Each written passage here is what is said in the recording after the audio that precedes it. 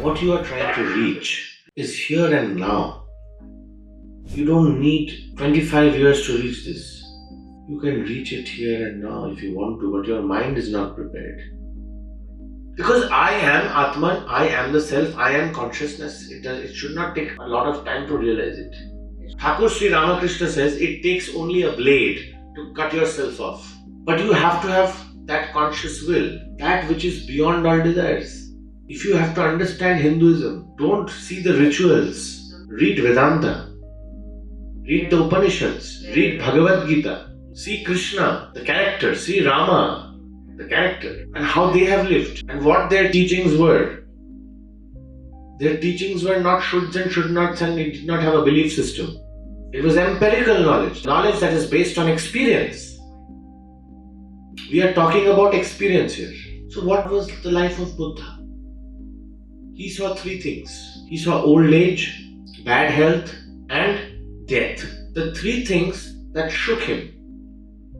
Then what is the meaning of life? Why are we doing so many things if everything has to end?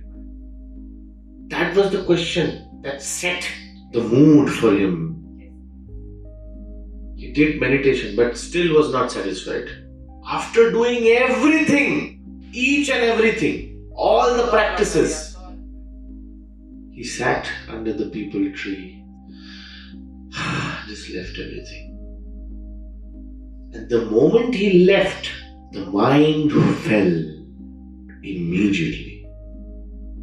And the mind had been through all the experiences. The mind fell. When the mind fell, Nirvana happened. And then he was steadfast in meditation. So everything else that happened after that is something to be read, understood, but not to be felt. What needs to be felt is this. So that was Nirvana for Buddha. So Buddha's path was based on these three realizations of old age, bad health, and death. But for you it can be something else. For Rama it was something else. It happened to him in a different way. For Rama. For Krishna it was different. For Shankaracharya it was different. For Maharshi Raman it was different. But they all reached the summit. They all reached the ultimate state of consciousness. But it can be different for you. But one thing is common. The desire, the strong desire to know who I am. So, Buddha did not take sankalpa. Now you are trying to create some sankalpa for yourself. So you trying to create sankalpa, and Buddha is in the state of despondency. That there is nothing to world. This is the dispassion that Buddha had. He did not have any sankalpa. He had dispassion that led to sankalpa. So practicing Vedanta is practicing dispassion, vairagya or renunciation. So remember, dispassion and renunciation is the substratum of spirituality. And what is dispassion? Dispassion is love for thyself, love for consciousness, love for God, love for the divine, not love for the world of multiplicity. This is dispassion. Because I am not running after the world of multiplicity, I am running after my own self and I am steadfast in my own self.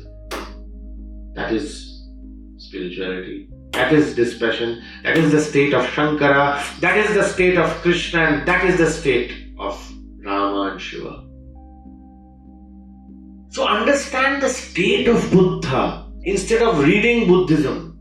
Understand the state of Bhagavan he was in. What was he going through? I can go through the same thing. In the same world of illusion, I can go through the same problems. The same depressive thoughts might come to me, but that is exactly what will turn into a huge spiritual possibility, finally leading to the ultimate self that is me, myself, consciousness. So I always suggest people, please read the lives of spiritual masters.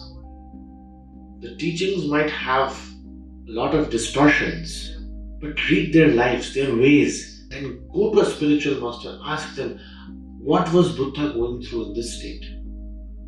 Slowly and gradually you will become that. What you think is what you become.